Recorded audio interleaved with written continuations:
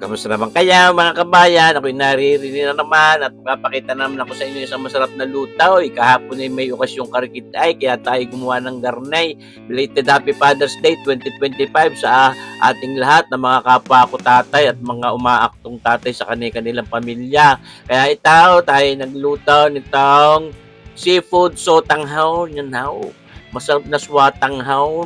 Kaya tayo magpiprito muna niyang itlog ng pogi. Itlog ng pugong iyan. Siyempre, mga kabayan, para maganda ang texture lalaw, yun ating napakulo at ating inilabaw, mga kabayan.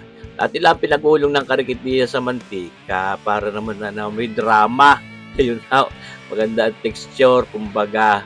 Basta yun, parang pang-adorno lang naman natin yung anong iyan. Itlog ng pugong iyan, paborito din na aking bunsong anak na si Kabayan Pretty. Titaw, tayo nakapagpasingaw na niyang ating karikit na tahong na yaan. Nung bumukay aking pinagtatanggal na dun sa shells, yung lamang iyan, ating pinagugulong din lahat ng karikitiyan sa mantikang iyan. Pwede namang hindi kung ayaw ninyo eh. Di magahaw, kayo naman ang masusunaw. Ayaw, kita nila mo lang. Atin lang naman pinapapagtambling-tambling ng karikitiyan sa mantikang iyan. Sunod naman na itong ating pusit na yaan, pusit lambaw, kita nyo bagahaw. Aking binalatan niya at ginet-get ng papagay ang pabilog. Ayan how. Pati lahat din parang sinisir diyan sa mantika, mga kabayan. Ako, talagang matagal ko na rin gustong magluto ulit nitong swatang hunay. Napakasarap din naman. Kakaiba din sa mga nakakasanayan at kainin ng mga bihaw, mga bike, mga kanton. Napakasarap din ng swatanghaw o sutanghon. Tawag ko di ay swatanghaw. At ito, meron na tayong binalatan ng mga hipon papagayan, mga kabayan, sariwa-sariwa naman iyan. At pag napapula natin ang karikit diyan, ay hahanguin din agad natin. Nakita nyo ba kayo? Parang pwede na, huwag na natin tulaw. Ay, tunay kayo. Kasarap din naman yung hipon. Diyos ko po. Ay talaga namang yan, paborito ni Kabayang Prite. May natira ba? May nakaligtas na isang hindi nabalatan na swerte. Mga kabayan. Kala nga naman ako, di yan ha. Ako nga, pag napapulang pa ba kaya hanguin agad.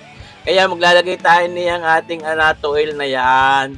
Mga kabayan, tayo gumawa ng karikit na anato oil. Yung ating aswite. Pinagulong din lang natin sa mantika. Tapos binabad natin yung mga buto sa mainit na tubig. At magagamit pa rin natin yung natitirang kulay ni Aon. Kaya nagsasangkot siya tayo niyang bawang na yan. May kaganda-agad ng kulay, mga kabayan. Ngayon, ito naman sibuyas. Lagi magkasagpi ang dalawang iyan. Hindi pwede mo wala ang isa. Minsan-minsan, nagkakahiwalay din. Kasi mga adubong bawang lang na ang ginagawa ko. Ayan, Kasi ito, papamintahan natin ang rikit din niya at mga kabayan. Talaga itong ating mga paggagawang ganito. May mga okasyon ipinipilit natin, siyempre naman, para tayo nakakapagpasaya din ng kapwa. Ayan. Tayo naglagay na rin niyang carrots na yaan. Mga kabayan, pinapapagtambling-tambling natin diyan sa ating kalyase at itong sayuting itaw.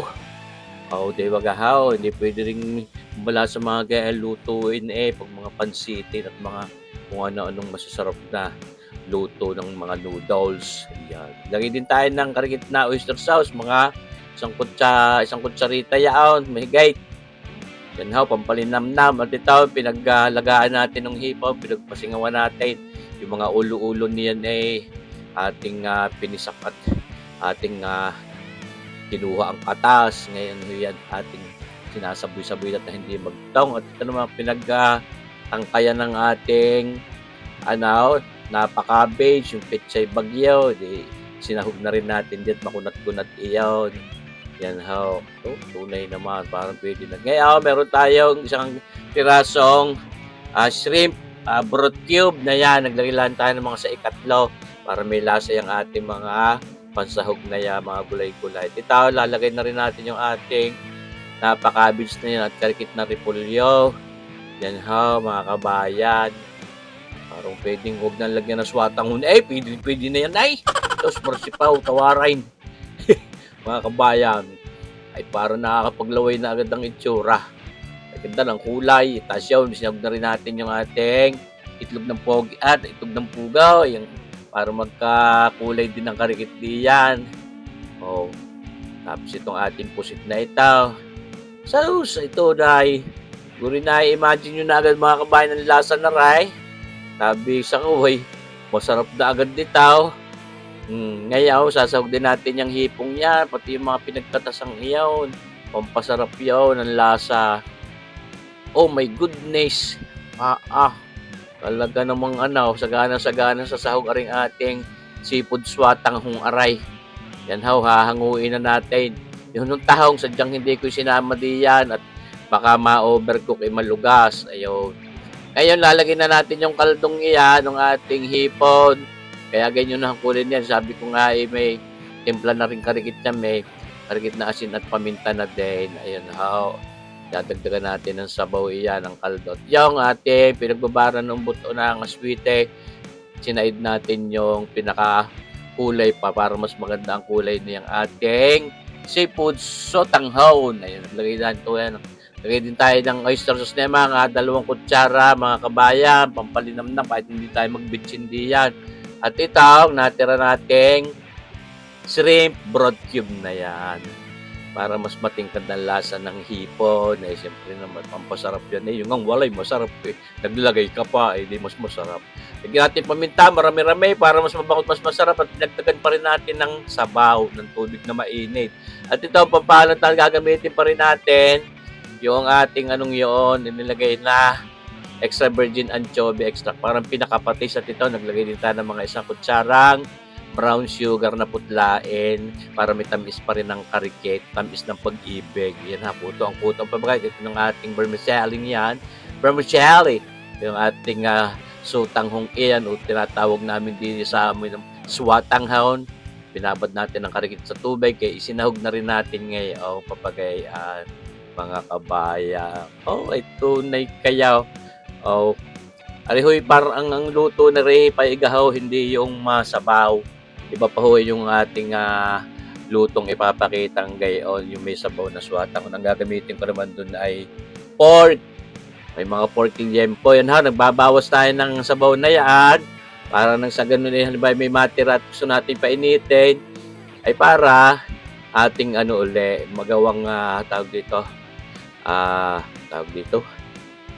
hindi iga. Yun, may maisabaw tayo. Ilalako na rin natin yung kalahati dun sa ating mga gulay na at mga pangsahog na yan. At ihahalo na natin diyang papagay. Aray, sus, marisi po. Tawarin naman mga kabahay. Subukan nyo rin magluto ng papagarne. At sabi ko sa inyo, hindi ako mapapahaya. Kakasarap naman. Ito na yan. Saka natin nilagay yung ating tahong na yan. Kaya kung pagka ating inovercook yan baka malugas, hindi maganda, sisira ang purma. So ito na mga kabayan. Naglalaway sa oras na aray. Yari ating niluto kaptas yan. Winaligwigan pa natin ng iyan, onion spring na yan. Di ba kaganda ng kulay. Kita nyo baga, parang pwede ligawan habang pinapakita, gusto kong batiin si kabayang Johannes Liwag na nasa Brunswick, Canada, pero siya taga diyan sa Malimatawk. Saka kay kabayang Bon Martinez ba ito, na taga Dubai, UAE. Yan mga kabayan. At kita nyo baga, lalantakan na aking bunso ko nunoy na si kabayang Prite. Ang ating seafood sotanghon. Ayan, di kabayan. Mga kabayan, nag-aayayan. Sarap pa Sabi sa kawan. Subukan nyo magluto din sa isang araw mga kabayan. Talagang panalo-panalo rin. Hindi ako mapapahiya sa inyo. Belated Happy Father's Day 2025 muli sa ating lahat ng mga tatay. Happy Father's Day. Seboy.